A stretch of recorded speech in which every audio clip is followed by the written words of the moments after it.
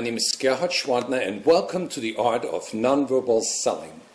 During the past 25 years, I've studied countless sales calls and videotaped and analyzed hundreds of interactions between buyers and sellers. What I've discovered is that most salespeople get so caught up in the verbal part of the sales call that they don't read or respond to the buyer's nonverbal signals. Dr. Morabian at UCLA found that only 7% of our feelings and attitudes are communicated with words, 38% with our tone of voice, and 55% non-verbally. I found that doing a 20-minute sales call, buyer and seller exchange over 200 nonverbal messages. The question is, what should we focus on? And how should we respond? To make it easy on ourselves, we can divide the body into 5 major nonverbal communication channels. The first channel is the face. A friendly face shows that the buyer is opening up to us. But as you know, facial expressions are not always genuine. In fact, buyers often wear a mask to hide their true feelings. The second channel are the buyer's arms. Closed arms may show that the buyer is guarded or defensive. The third channel are the buyer's hands. While facial expressions can be easily manipulated, we're often unaware of what we communicate with our hands. Open and relaxed hands are always a positive sign. The next channel are the buyer's legs. We want to observe if their legs are crossed away from us, which may indicate a guarded and defensive attitude. The last channel, the body angle, you'll see that the buyer is leaning away from the salesperson, another sign of caution. Now, is it necessary to read and analyze every nonverbal signal? No, that would be counterproductive. Here's a simple and effective way for managing the important nonverbal part of the sales call, the traffic light system. In a way, the buyer's body is telling us how to move forward with our sale. Fortunately, we don't have to learn more about psychology, but only about strategy. And here's how it works. Let's first talk about green signals. A buyer with a friendly facial expression, relaxed hands, arms uncrossed, legs relaxed, and a body angle directed towards you all indicate all signals are green. The buyer's body language says, go ahead with what you're doing. There are no hidden obstacles at this time. And go ahead and move forward with the sale. Let's talk about yellow signals. Here's some typical yellow signs. A steepling gesture, a sign of superiority. In sales, many times we see self-touching gestures, like the hand on chin. What do these signals mean? We can't know the exact meaning, but we do know that here's an obstacle preventing open communication between you and the buyer. The buyer won't tell you what it is, but the body language says, here's an obstacle, proceed with caution. Like in this example, crossed legs. It's very important for you not to mirror the buyer's yellow signals. The best strategy is to ask an open question and listen carefully so you can get the buyer to open up. It is very important to discuss the hidden issues before they become a real stumbling block to your sale. And that's where we see red signals. Red means that the buyer is getting either more indifferent and tunes out or increasingly aggressive and angry. In that case, you must act quickly before it's too late to respond. Your best strategy to red signals is to stop what you're doing, send green signals, and immediately redirect your approach. In this scenario, the salesperson responds with green signals. He leans forward and shows open palm gestures. When you express understanding of the buyer's feelings, chances are that the buyer will open up again. On your next sales call, pay attention to your customer's body language. Use the traffic light guide to make your counter moves. If you see green, proceed. If you see yellow, ask open questions. If you see red, stop and redirect your approach. Successful salespeople sell more with their eyes, and so can you. They communicate green signals throughout their call, and they close the sale when the buyer communicates green. Practice the art of nonverbal communication to make more money than you ever thought possible.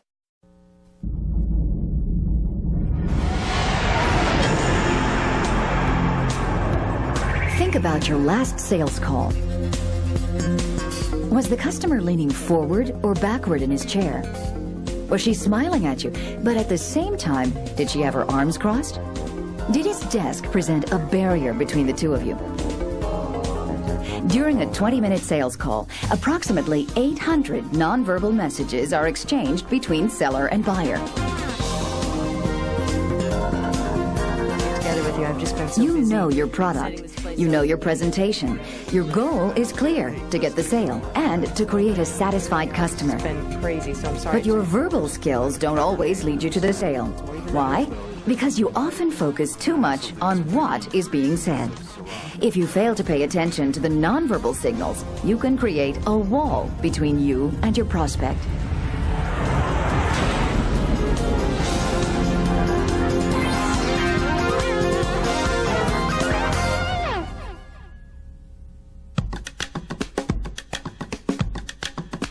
Scientific research proves that we communicate 55% of our feelings and attitudes through nonverbal expressions, 38% through tone of voice, and only 7% through spoken words.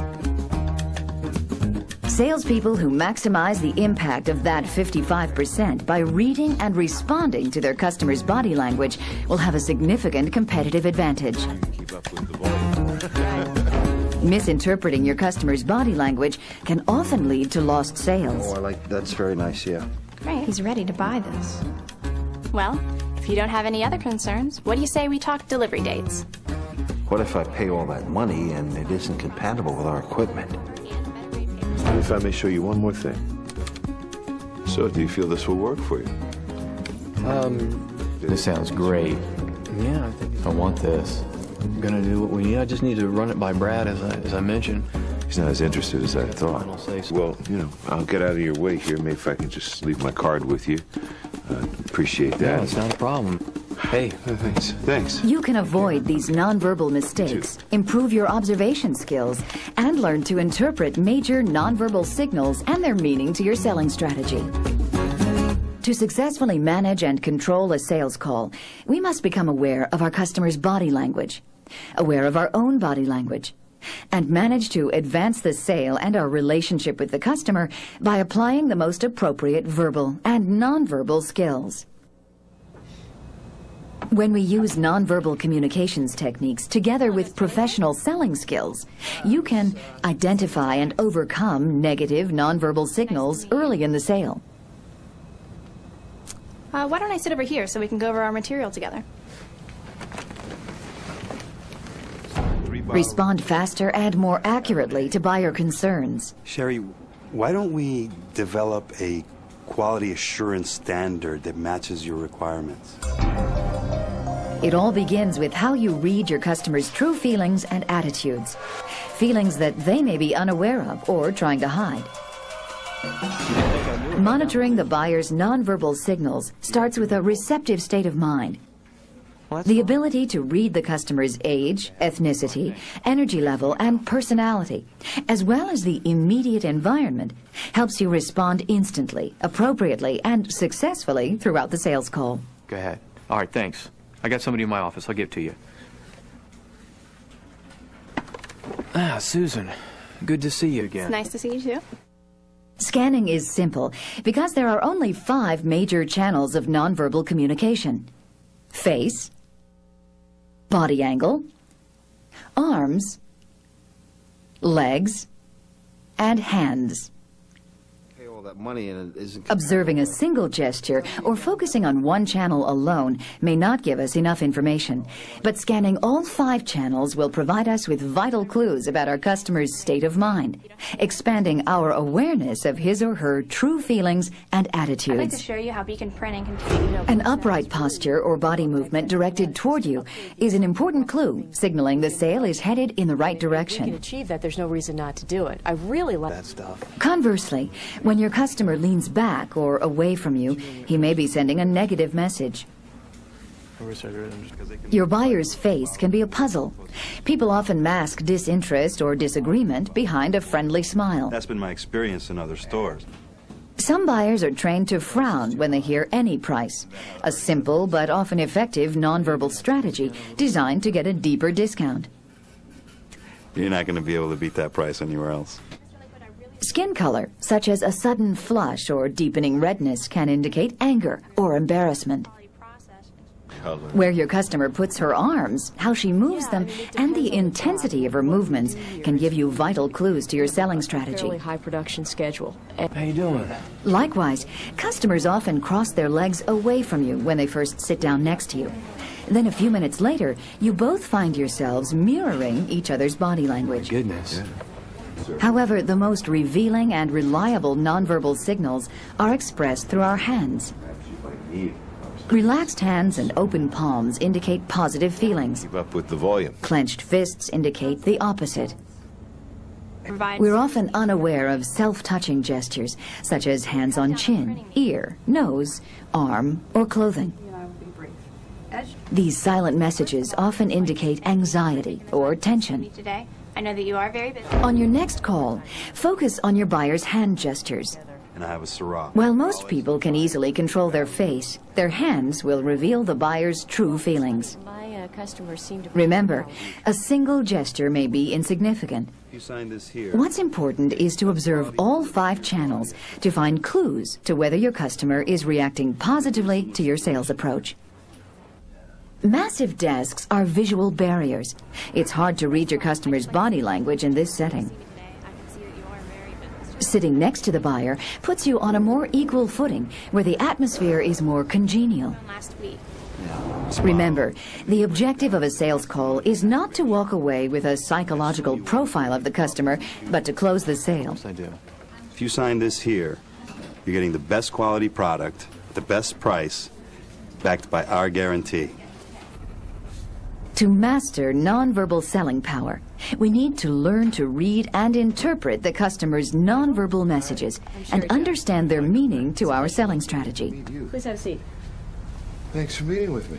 Just as a traffic light tells us to go, proceed with caution, or stop, the buyer's body communicates similar messages. Try to get, Green signals indicate that the customer is open and receptive to what you're saying. Your best strategy here is to move forward with your sales call. breaking down. Here are typical green signals. Your customer's body is leaning toward you. His face is friendly and smiling. His arms and legs are relaxed and uncrossed. His hands relaxed with palms open. You're on your way to making a sale. Well, if you don't have any other concerns, what do you say we talk delivery dates? I know where the corporation's going. Yellow so signals warn us to use caution. They suggest there is an obstacle preventing open communication with our buyer. You don't want to guess the nature of the obstacle, but you do want to uncover what it is. Here are typical yellow signals. Your customer leans away from you. Her face tense, doubtful, frustrated. Her arms and legs crossed, signaling caution. Talk to you further back. Her hands clasped and fidgeting. Yellow signals are silent obstacles that must be removed before you can close the sale. Don't ignore the body language of your customer when it indicates guardedness, frustration, tension, or doubt. What would be your best strategy for handling yellow signals? First, be sure your body communicates green signals. Had many problems at all. Second, ask open-ended questions to get the buyer to open up. Just how important is it to you to increase speed while reducing overhead? Well, obviously it's very important to me, but what's probably more important to me at this particular juncture is making sure that we stay within our budget. Third, once the unspoken objections have been addressed, continue to display green signals and use open questions to encourage your customer to open up even more. Upgrade the equipment while keeping... If we fail to respond to a client's yellow signals, it's very likely that they'll turn red. Listen, your last delivery was a week late. You cannot expect any more business from me unless you can guarantee on-time delivery. I'm sorry about the late delivery. Red signals alert you to stop.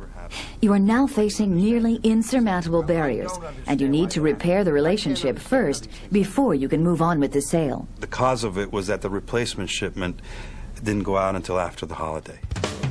Red signals show that the buyer is becoming increasingly aggressive toward you or increasingly withdrawn from you. So remember, to enhance your selling power, the first key is to pay attention to your customers' nonverbal communication channels. The second key is to interpret the signals like a traffic light that shows you the way to the sale. The third key is to handle yellow signals early, before they turn into red signals. How? Instead of reacting defensively to a yellow signal, respond positively with openness in a thoughtful, professional manner. A simple, open question will show your customer that you care and that you're prepared to deal with any obstacle to your relationship or your sale. As you ask the question, be sure that your own body language signals green. You don't want to become the obstacle in the buyer's mind. In order to manage nonverbal communication in sales, we need to recognize that nonverbal signals always precede spoken words. Body language comes first. Really not in a position to spend a lot of money on. As a keen observer, you can catch a negative feeling before the buyer is able to verbalize the feeling. Here's how you easily remember your nonverbal strategy. F. Focus on the customer's nonverbal expressions throughout the call. I. Interpret the signals. R. Respond with open questions, unless you see green signals. S. Send positive signals. And T. Test the customer's attitude before you close the sale. Let's take a look now at how we can apply nonverbal communication techniques together with professional selling skills in a typical sales call. Yes, he is. I have a 2 o'clock appointment today. Your name is? It's Susan Taylor from Beacon Printing. Okay, Susan, have a seat. Great, thank you. The one response to a sales call that you can prepare for in advance is stress. A simple relaxation technique is deep breathing. Another good technique to strengthen your inner confidence is creative imagery. Use your imagination to visualize what could happen during the call, the worst buyer reaction, and then the best. This gives you an opportunity to screen your reactions and imagine your own verbal and nonverbal responses. If you're well prepared and relaxed, you'll be exhibiting green signals from the moment you enter the buyer's office. Come on in. Hi, I'm Susan Taylor. Hi, Miss Taylor. Right on time. Have a seat. Sam Lakewood is sending out yellow signals. He won't even come from around his desk. Remember to scan your customer and smile. I'm Susan Taylor, Beacon Printing. Yes. Remember we spoke on the phone last week? Yes, yeah. First of all, I would like to say thank you for taking the time to see me today. I can see that you are very busy, so I won't take up much of your time. Now, as you know, our company can provide you with innovative solutions to your printing needs. We can help you with things like... He's older than I am. Better tone down my energy level a little. We can cut down your printing bills, and we can increase overall quality. Well, if you can do that, I'd be interested. I did a little research, and I looked at some of your printed sales literature and catalogs. Notice how Susan doesn't mirror Lakewood's yellow signals. She asks an open question to draw out the customer and to diagnose his needs. Are you developing this in-house, or do you use an outside firm? We've been using L&M graphics for our sales literature and our catalogs. Yeah, I'm familiar with L&M. We've actually just printed an annual report that they designed. So are you happy with their services? Oh, yes, they've done a very good job for us. Notice how Susan tilts her head slightly. She leans forward and uses open hand gestures that signal green. Of all the services that a printing company can provide to you, what would you say are the top 3? Well, on-time delivery would be number 1. Keep eye contact and don't mirror any yellow signals, like that frown. Oh, yes, they've Susan done a very listens, good job for us. nodding in rhythm with Sam's speech pattern. And price would be 3rd. A few of Susan continues to encourage Sam Lakewood to describe problems he had experienced. She uses green, open-handed gestures in response to his yellow signals. You bet. And you probably don't want to go through that again. No, I don't want to go through that experience. He seems to be relaxing, getting interested.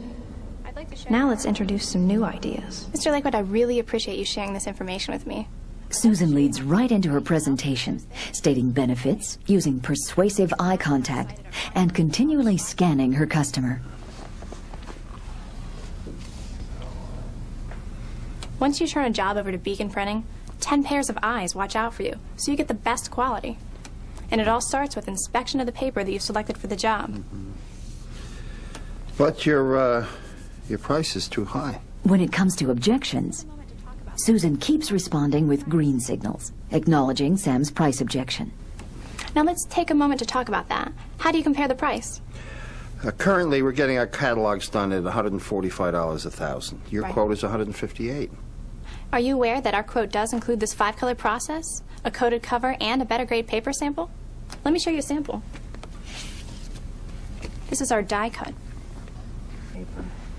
Oh, that's nice. He likes the quality, and his body signals green. Let's go for the close. And last time you mentioned that you wanted to mail 220,000 new catalogs, is that right? Yes. And you do like the coated paper sample? Yes, very much. Great, great. Don't you think our company deserves a chance to prove to you that we can meet your high expectation for quality and on-time delivery? Why not? Sure. I'll give your company a try. Fantastic. Nonverbal expressions are the emotional signposts guiding your way through the sale. If you allow body language to come first, you gain the competitive edge. Nonverbal selling power helps you enhance the relationship and advance the sale. The first step is to focus on the customer's body signals, the 5 communication channels. Second, interpret what the customer's signals mean to your selling strategy. Green means go, yellow means caution, and red means stop. Third, gain the customer's trust and confidence by responding with open questions. They're designed to get the customer to open up. Fourth, make sure that you send green signals throughout the call. You can train yourself to be open and accepting to your customers. Finally, appropriately. Our response is critical because the best tool to influence our customer is our own body language.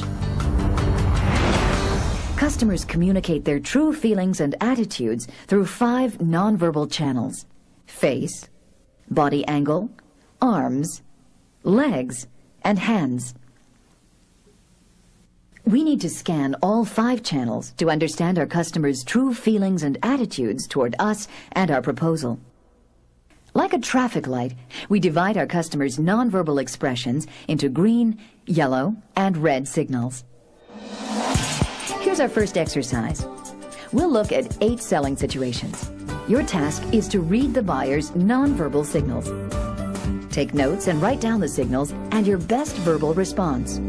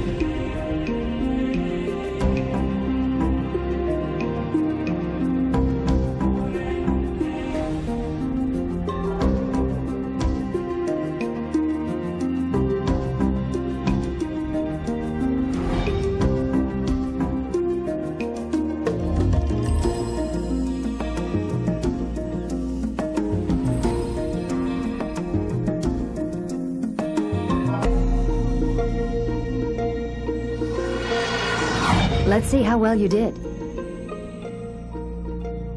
This buyer's eyes are averted. He's frowning. His head is tilted away. He is signaling yellow. Ask an open question. This customer's face is red. He is leaning away from the salesperson. His pointed finger and his angry facial expression indicate a red signal. Don't argue. Show understanding. Work at restoring the relationship before you move on. This buyer is looking away from you. Her hands are clasped. Her shoulders are raised. You're dealing with signs of tension and worry. She communicates yellow signals. Answer her questions truthfully and ask open questions to uncover her true feelings. This customer's arms and hands are open, palms up. His body is leaning forward, legs uncrossed. The face is relaxed. The buyer is signaling green. That's a sign to close the sale. This customer is leaning away from you. His hand is pulling at his neck. His facial expression shows doubt, a strong yellow signal. You need to respond to the obstacle with open questions. This customer is leaning away from you. Her shoulder is raised against you. She's pulling on her arm. Her facial expression indicates a strong defensive attitude. Increased withdrawal is a red signal. You need to acknowledge her feelings, express understanding, and create positive involvement. This customer's facial expression is friendly. Arms are uncrossed, hands relaxed. A green signal. It's time to ask for the order. This buyer's hand is raised. His thumb is covering his lips. His facial expression indicates doubt, a yellow signal. Your best strategy is to answer the buyer's question and follow up with a probing question to test the buyer's attitude. Remember to use the first acronym for developing your nonverbal strategy. F. Focus on the customer's nonverbal expressions throughout the call. I. Interpret the signals. R. Respond with open questions. S. Send positive signals. And T. Test the customer's attitude before you close the sale. Let's get started with our second exercise.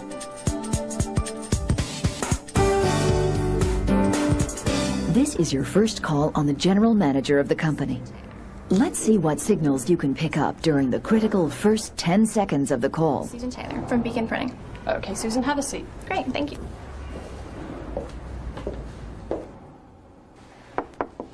Come on in. Hi, I'm Susan Taylor.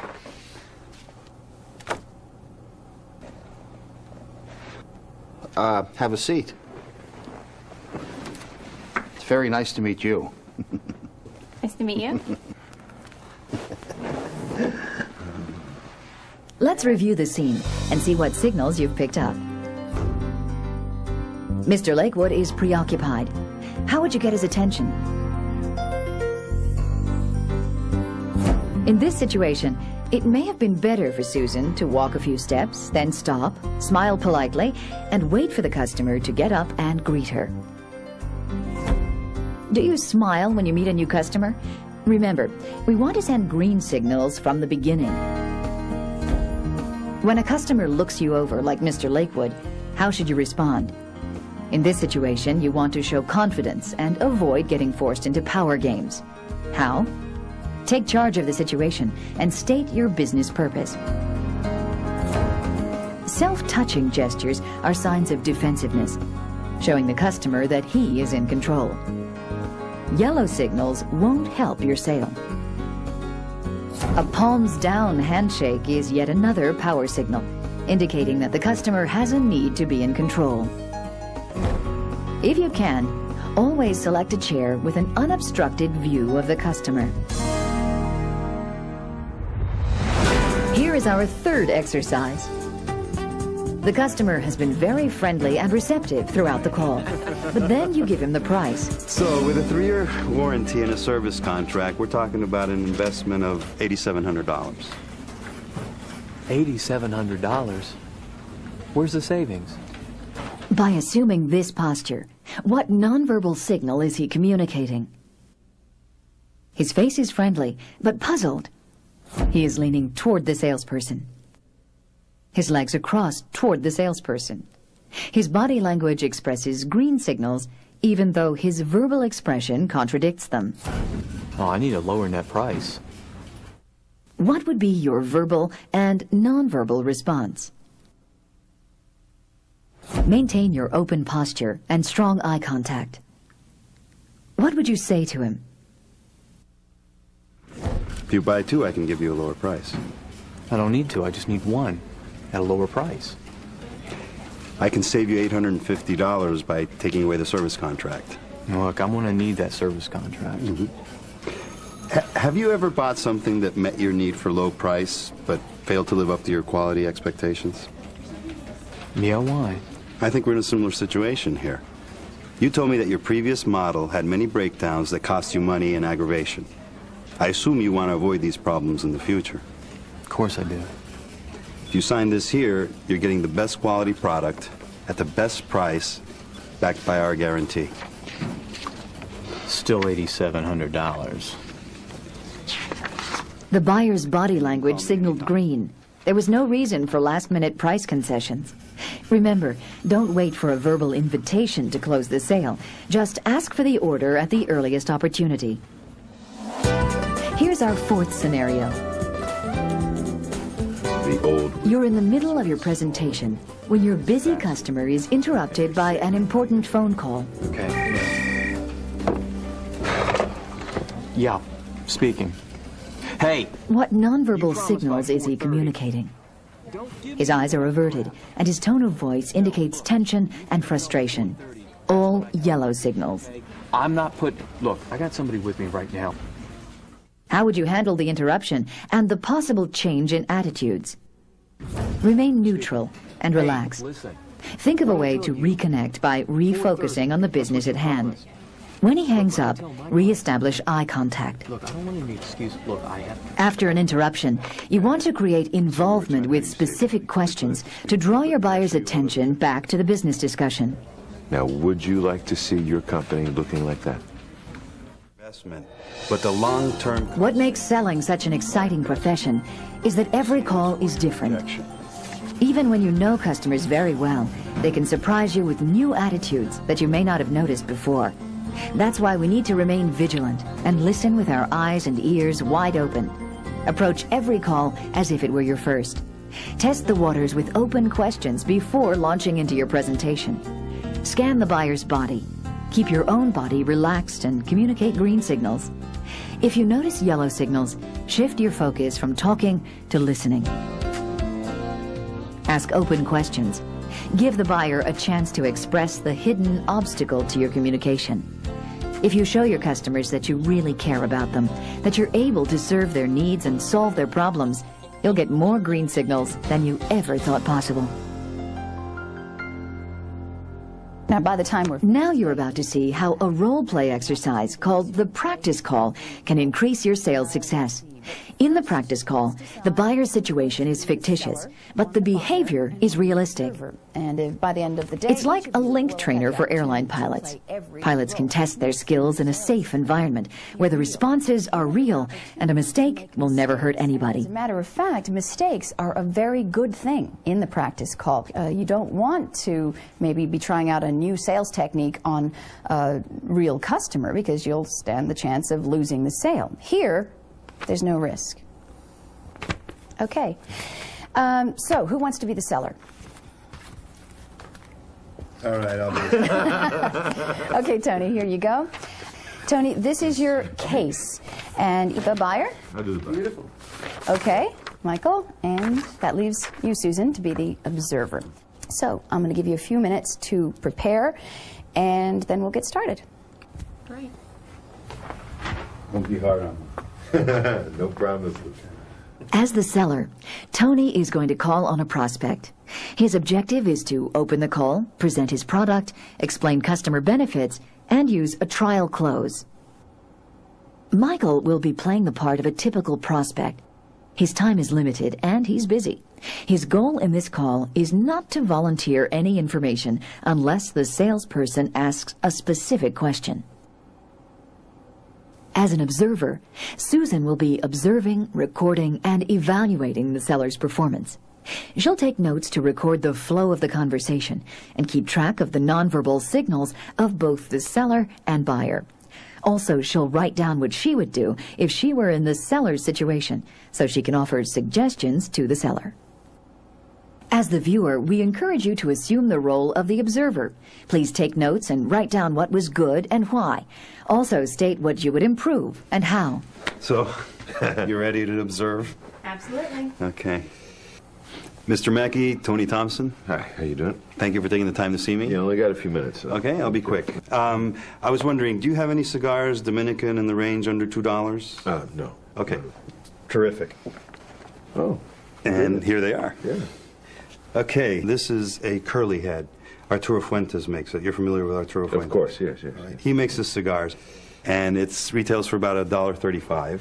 And it's a unique cigar in the sense that it is made from novice rollers, and they're made from the cuttings of the leaves, which they use to make their fine cigars. Yeah. So the taste is really good. It might not burn as evenly.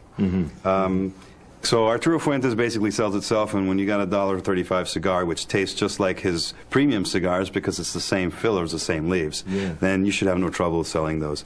You play golf? It smells very nice. Yes, of course. It's a good golf cigar. Yeah. Oh. Yeah.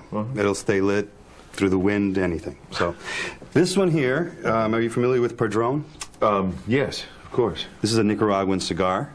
It's a Honduran filler with a Cameroon wrapper. That's very good. Yes, it's a full-bodied cigar. Yeah. And that sells in the $6 range. Those would be for the people who like to smoke more intense cigars. Does your clientele buy mostly high-end cigars, or? Well, we have a range, mixture. You know, middle class to upper middle class people. So they're usually looking for what, $8 cigars, or?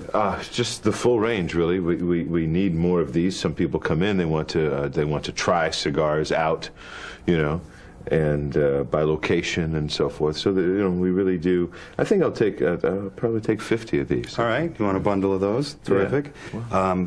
I would leave these with you if you'd like to smoke them. I'll tell you what I'll do is I'll go ahead and I'll take a bunch of these. Okay. Get your bunch. And with the Padron, let me smoke it. All right. Let me taste it, and I'll let you know sometime tomorrow. Would that be? Okay. That sounds great. Yeah. All right. If I may suggest, smoke it after dinner. Cup of coffee, a little espresso. Goes very well. Especially if you have spicy food. That'll hold up to it real nice. Well, then I know where I'm going for dinner. All right. Okay. All right. I'm out of here. Yes. Thank you very much. Thank you. That was great.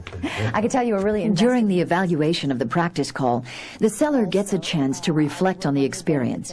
Next, the buyer shares his comments, and then the observer will evaluate the performance and offer suggestions for improvement. Hear what you thought was good and why. Okay. Let's see. First, I'll talk about the verbal things you did that I thought were good. There was actually a lot of things. You guys did really well. So the first thing is I like that you verbally acknowledged the time constraint that the client had, but yet you remained confident. I think that's good because it kind of puts the customer at ease. I think a lot of salespeople can just sort of smooth over that and ignore it, but you were like, okay, I won't take up much of your time. So I thought that was good. I liked how you pointed out that he had a place in his stock for your product in that price range. I thought that was a very effective sales technique, and it sort of establishes the need for the client. As far as nonverbal, you did a lot of things there as well.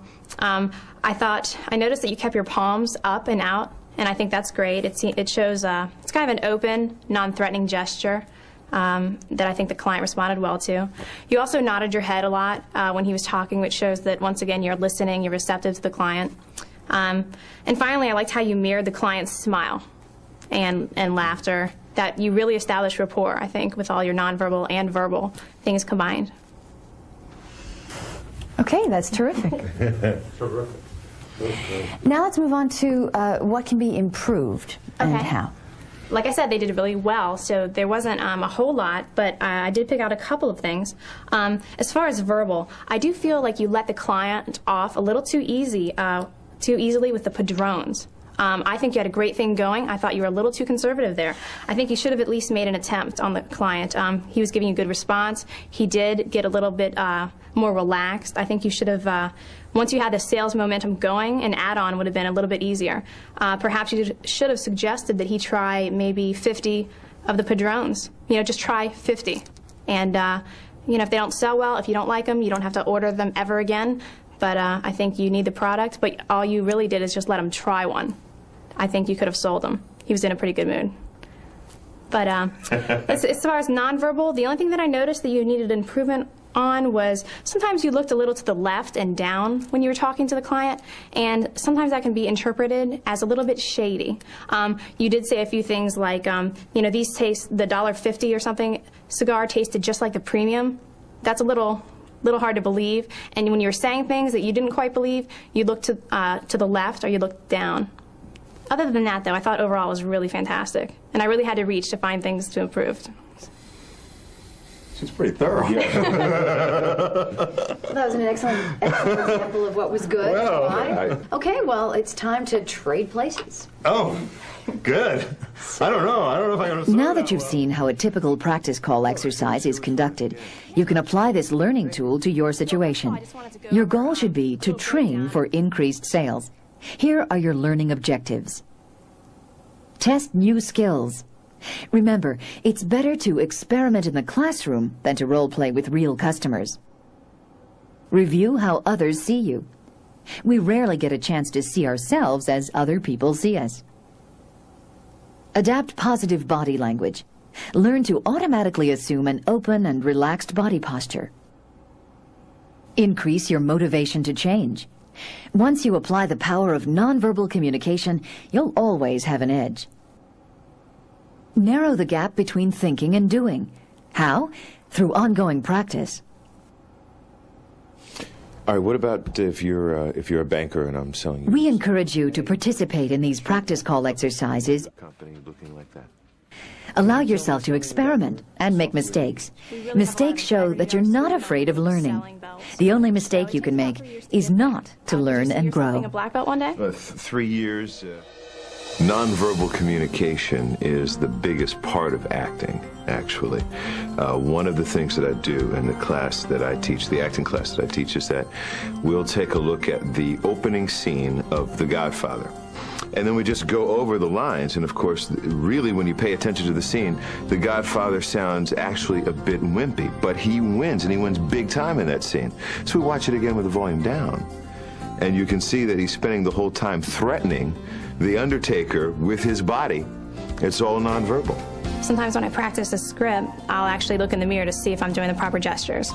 You know, sometimes if you're nervous, you can come off, you know, like you might start fiddling with something. And even though you're saying the right script, if you're fiddling and I'm supposed to be confident, you know, it's a total contradiction. So I think you have to make sure that you don't just have the verbal script down, that you're doing the proper nonverbal gestures as well. Positive nonverbal communication could be done through a smile or open hands or your body being relaxed and comfortable with the person that you're dealing with, whether it's in a scene or in any other situation.